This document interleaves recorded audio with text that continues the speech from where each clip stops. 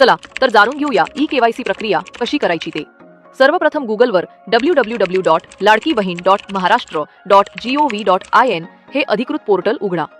Form उघडल्यानंतर पॉपअपवर click करा।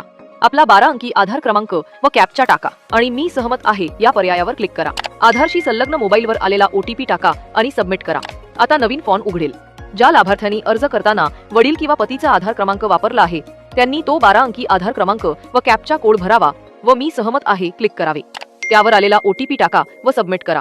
OTP submit केल्यानंतर नवीन फॉर्म उघडेल। तिथे जात प्रवर्ग हा पर्याय दिसेल, त्यावर क्लिक करा व आपला योग्य प्रवर्ग निवडा।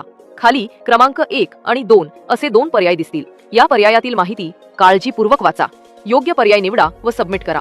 सर्व माहिती अचूक व पूर्ण भरल्यानंतर डिक्लेरेशन फॉर्म दिसेल। यानंतर स्क्रीनवर आपली ई केवायसी प्रक्रिया यशस्वीपणे पूर्ण झाली असा संदेश दिसेल। अंतिम सूचना, प्रत्येक लाभार्थ्याला फक्त एकदाच ई केवायसी प्रक्रिया करण्याची संधी आहे, त्यामुळे सर्व माहिती बारकाईने व अचूक भरा।